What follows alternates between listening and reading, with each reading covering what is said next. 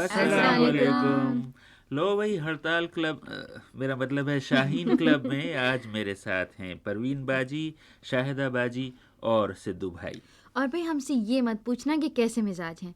इस मर्तबा लंदन में ऐसी हड़ताल हुई कि हमें खुद भी होश नहीं कि हमारे मिजाज कैसे हैं।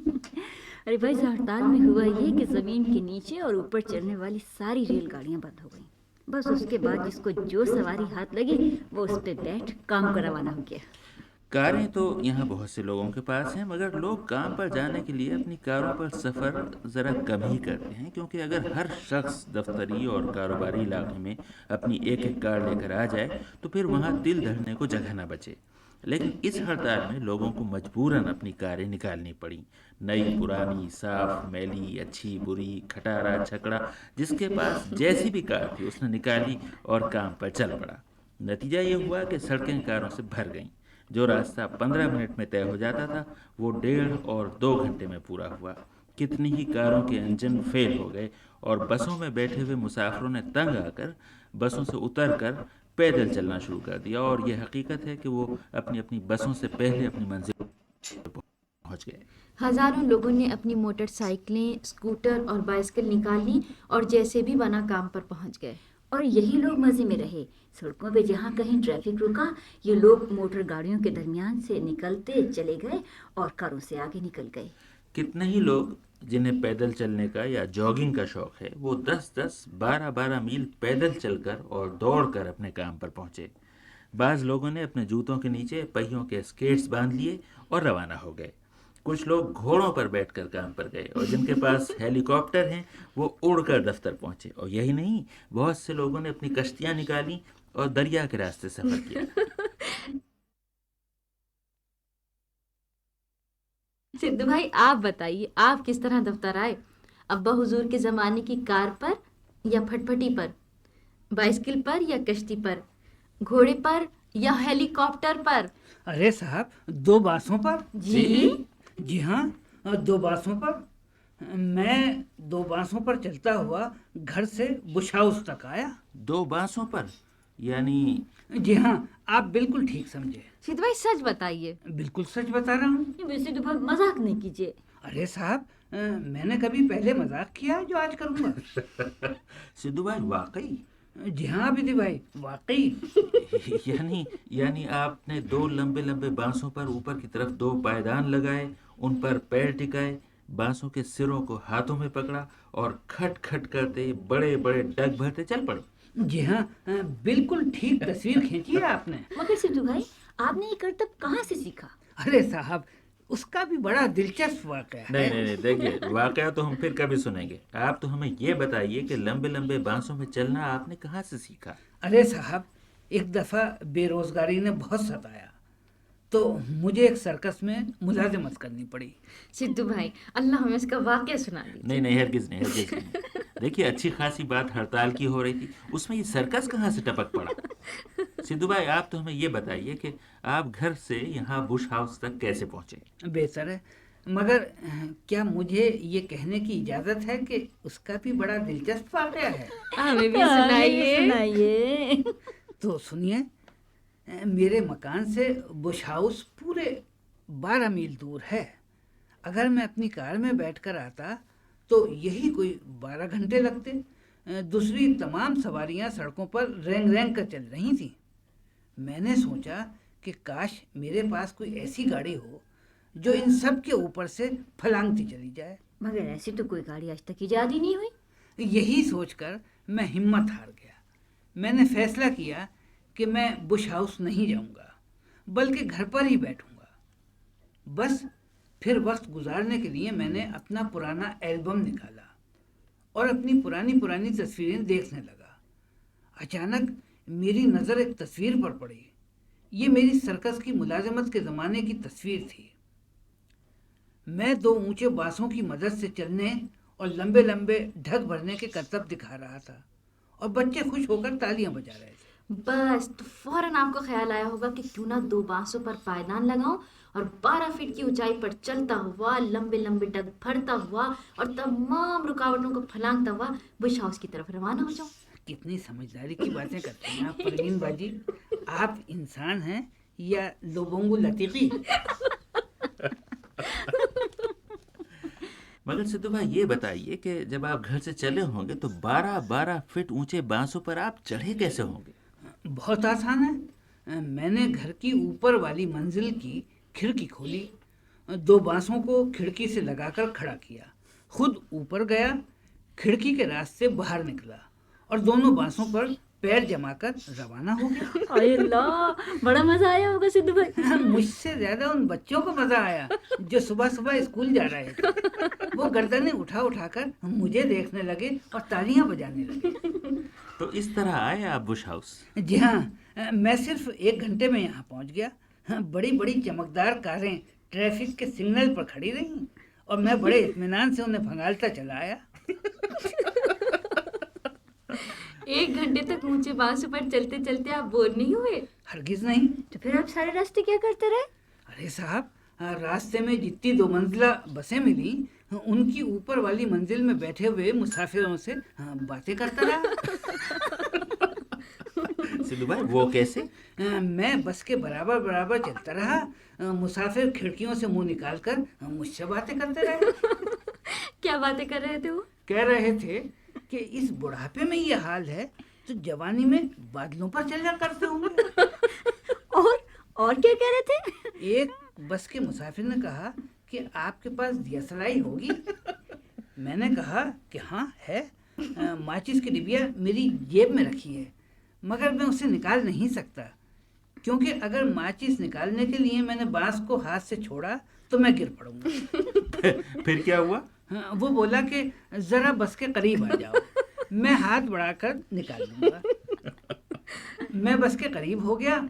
उस कमबख्त ने मेरे बगल की तरफ से जेब में हाथ डाला तो बगल में गुदगुदी होने लगी। मैं हंसते हंसते दोहरा हो गया और गिरते गिरते बचा।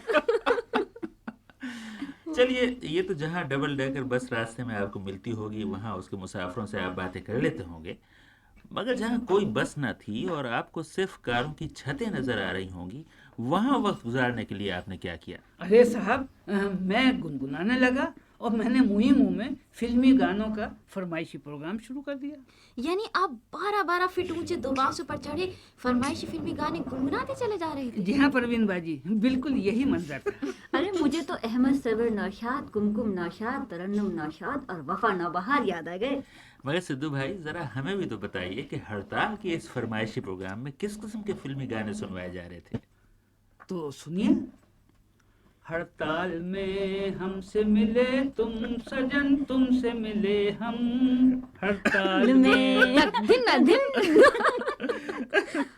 कहाँ हो तुम, जरा आवाज दो, हड़ताल करते हैं। मोहब्बत ही न जो समझे वो फिर हड़ताल क्या जाने। आजा आजा आजा मेरी हड़ताल मोहब्बत के सहारे, है कौन जो बिगड़ी हुई कारों को संवारे। और सुनिएगा। हाँ, सुनाइए। दिल जलता है तो जलने दे, आंसू न बहा हड़ताल न कर। वाह वाह।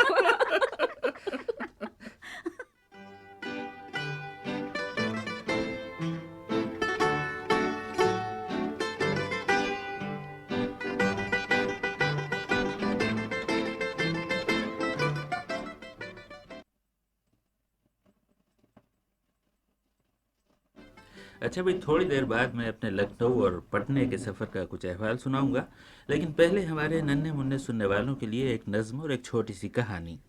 ये दोनों चीज़ें हमने इस्माइल मेरठी की उर्दू ज़बान की दूसरी किताब से चुनी हैं और 30-40 साल पहले तक स्कूलों में छोटे बच्चों को पढ़ाई जाती थीं। परवीन बाजी कहानी सुनाएंगी। पहले शाहिदा बाजी से नज़्म सुनो जिसका उन्वान है छोटी चिऊटी।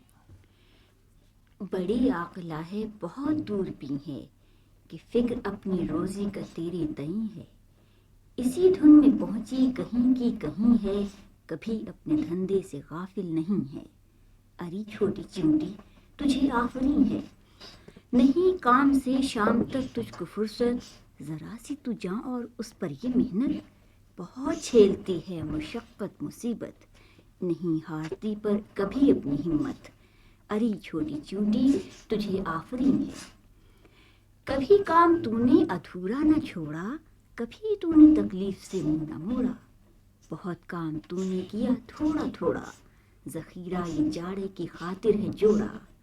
ارے چھوٹی چیونٹی، تجھے آفرین ہے، جو گرمی کی رت میں نہ کرتی کمائی، تو جاڑے کے موسم میں مرتی بینائی، تجھے ہوشیاری یہ کس نے سکھائی، سمجھتی ہے اپنی برائی بھلائی۔ ارے چھوٹی چیونٹی، تجھے آفرین ہے، نہ کھو وقت سستی میں مہلت ہے تھوڑی، وہی کام کر جس سے مالک ہو راضی، کہ جس نے تجھے زندگانی عطا کی، یہ عمدہ سبق ہم کو دیتی ہے چیونٹی۔ ارے چھوٹی چیونٹی، تجھے آفرین ہے۔ ایک بھاگا ہوا اونٹ جنگل میں آوارہ پھرتا تھا اور نکیل کی رسی زمین پر گھسٹ رہی تھی۔ ہری ہری جھاڑیوں کے جھنڈ دیکھ کر ایک جگہ ٹھٹکا اور چلنے لگا۔ ایک جنگلی چوہے نے موقع پا کر اپنے دانتوں میں اس کی ڈوری پکڑ لی اور چاہا کہ اونٹ کو اپنے گھر لے جائے۔ اطاعت کرنا تو اونٹ کی عادت ٹھہری، فوراً ڈوری کے سہارے پر چلنے لگا، یہاں تک کہ چوہا اپنے سوراخ پر جا پہنچا۔ مگر بیچارہ بہت حیران رہا جب اتنے بڑے قد و قامت والے مہمان کی سمائی اپنے تنگ مکان میں نہ پائی۔ ناچار چوہے نے سوراخ کھودنا شروع کیا، پھر بھی اتنا نہ کشادہ کر سکا کہ اس کا مقصد پورا ہوتا۔ آخر شرمندہ ہو کر بیٹھ رہا۔ شاید تم ہنسو گے کہ بڑا ہی احمق چوہا تھا جس نے یہ بےہودہ خیال باندھا اور بے فائدہ کوشش کی، مگر تم غور کرو کہ جو آدمی فضول اور بےہودہ کاموں میں اپنی عمر ضائع کرتے ہیں، کیا وہ اس چوہے سے زیادہ نادان نہیں ہے؟ کیا کیا خیال باندھے نادان نے اپنے دل میں، پر اونٹ کی سمائی کب ہو چوہے کے بل میں۔ اچھا بھائی، شاہدہ باجی سے تم نے نظم اور پروین باجی سے کہانی سنی، اور اب عابدی بھائی کی باری ہے، وہ اپنے لکھنؤ اور پٹنہ کے سفر کا حال سنائیں گے۔ مجھے شاہدہ باجی اور پروین باجی کو یہیں اجازت دو۔ خدا حافظ۔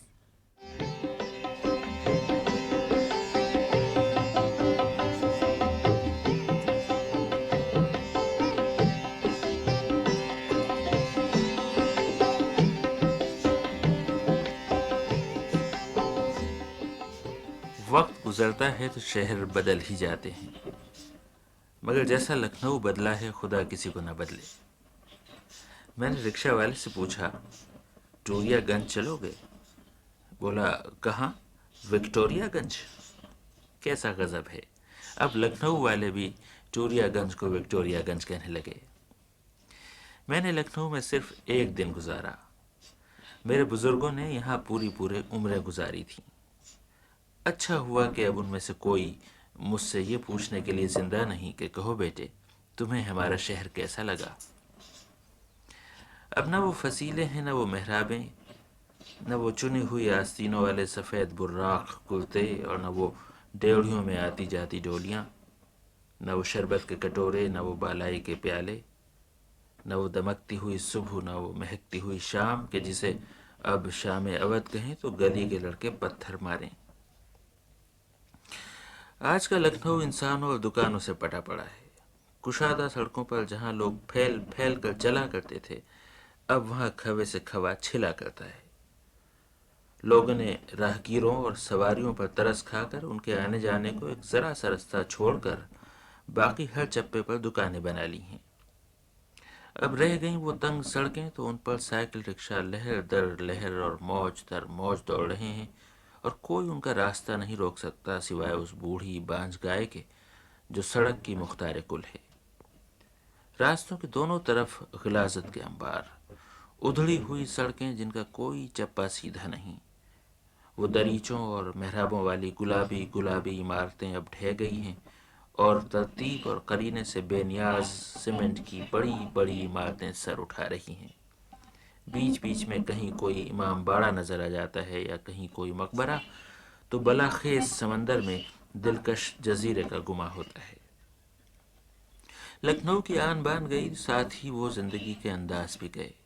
وہ سکون، وہ ٹھہراؤ اب خواب ہوا، وہ یگانگت اور وہ رواداری اب ہوا ہوئی۔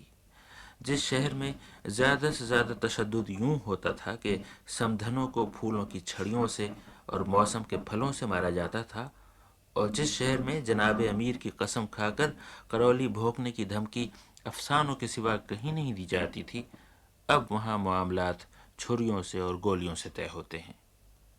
میں کشمیری محلے کی طرف جا رہا تھا، کسی نے بتایا کہ اس دودھ والے کی دکان کے سامنے فلاں کا نوجوان بھائی گولی کھا کر مرا تھا، اور اس چوراہے پر فلاں کے بیٹے کی لاش رات بھر پڑی رہی تھی۔ لکھنؤ کی سڑکوں پر ہم نجم افندی کا ایک نوحہ سنا کرتے تھے: شبیر کا ماتم چاند میں ہے، شبیر کا ماتم تاروں میں۔ کیسا وقت آن لگا کہ شبیر کا ماتم ہر جگہ ہے، مگر اسی لکھنؤ کی سڑکوں پہ نہیں ہے۔ ہمیں صبح تڑکے ہوائی اڈے جانا تھا۔ ہمارا ٹیکسی ڈرائیور بھلا سا نوجوان تھا، اور ویسا ہی بھلا سا اس کا نام تھا، اصغر۔ شاید گونڈا بہرائچ کا رہنے والا تھا، مگر روزی کی خاطر لکھنؤ آ گیا تھا۔ ہم نے راستے میں ایک مجمع دیکھا۔ اصغر سے پوچھا کہ یہ کیا ہو رہا ہے، تو کہنے لگا کہ اردو کو دوسری زبان قرار دینے کے خلاف مظاہرہ ہونے والا ہے۔ ہم نے اصغر سے پوچھا: تمہیں اردو آتی ہے؟ اس نے سر ہلا دیا، نفی میں۔ ہم سوچ ہی رہے تھے کہ اگلا سوال کریں یا نہ کریں، وہ خود ہی بولا: کیا کریں گے صاحب اردو پڑھ کر؟ بس اس کے بعد ٹیکسی رک گئی۔ اصغر زور زور سے ہارن بجانے لگا، کیونکہ راستے میں ایک گائے بیٹھی جگالی کر رہی تھی۔ ہم نے پچھلے کئی برسوں میں کوئی دعا اتنے جوش و خروش سے نہیں مانگی تھی جتنے زور شور سے اس صبح ہم دعا مانگ رہے تھے کہ انڈین ایئر لائنز کی پٹنے کی پرواز کہیں لیٹ نہ ہو جائے۔ ہمارا ہوائی جہاز 12 بجے پٹنہ پہنچنا تھا، اور 4 بجے شہر میں ہمارے سننے والوں کی ٹی پارٹی تھی، جس کے لیے 50-60 سامعین کو دعوت نامے پہلے ہی یہاں لندن سے بھیجے جا چکے تھے۔ ہمیں ڈر تھا کہ اگر کہیں ہوائی جہاز کے آنے جانے میں تاخیر ہو گئی تو ہوگا یہ کہ شہر کے ہوٹل میں سارے مہمان تو موجود ہوں گے، اور ہم میزبان وہیں لکھنؤ کے ہوائی اڈے پر بیٹھے یوں کھول رہے ہوں گے جیسے رات بھر پکنے والی دیگ۔ لیکن ہمارے ہی سوداگر کے امام باڑے کی سرزمین پر دعا مانگنے کا اثر یہ ہوا کہ ہوائی جہاز نہ صرف وقت مقررہ پر آ گیا، بلکہ وقت معینہ پر روانہ بھی ہو گیا، اور صرف 40 منٹ میں ہم گومتی کے کنارے سے گنگا کے ساحل پہ جا پہنچے۔ سنہری اور گرم گرم سی دھوپ میں نہایا ہوا سرسبز پٹنہ آنکھوں کو بھلا لگا۔ ہر طرف اتنی ہریالی تھی کہ بہار کی سرزمین گویا بہار کی سرزمین تھی۔ اور اس کے بعد 3 دن محبتیں سمیٹتے اور مسرتیں بٹولتے ہی گزرے۔ اس کا احوال اگلے ہفتے، لیکن اس شہر کے ایک شاعر کا ذکر نہ ہوا تو آج کی بات ادھوری رہ جائے گی۔ کلیم عاجز غزل کے شاعر ہیں اور غضب کے شاعر ہیں۔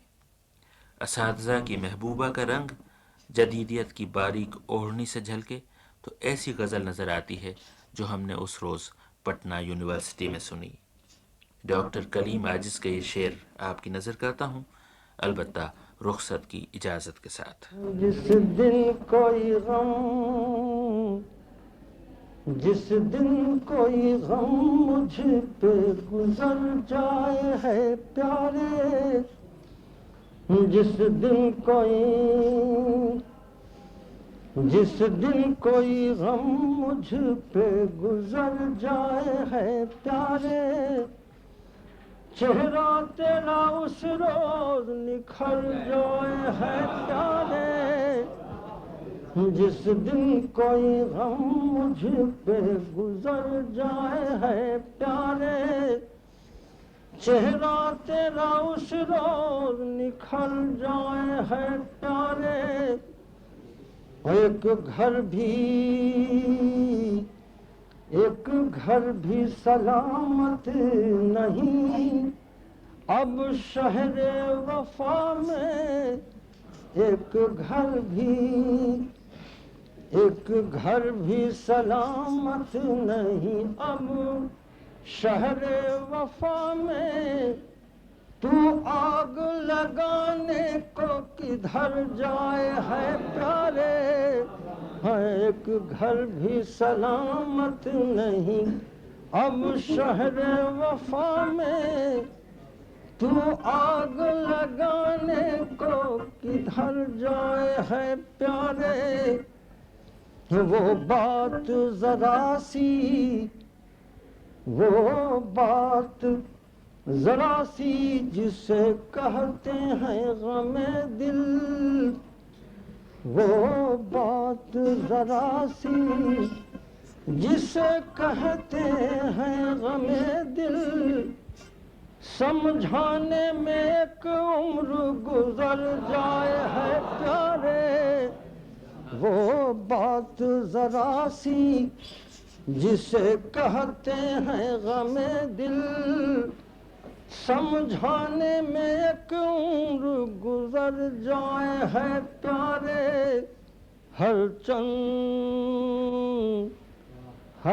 چند کوئی نام نہیں میری غزل میں، ہر چند کوئی نام نہیں میری غزل میں، تیری ہی طرف سب کی نظر جائے ہے پیارے، ہر چند کوئی نام نہیں میری غزل میں، تیری ہی طرف سب کی نظر جائے ہے پیارے۔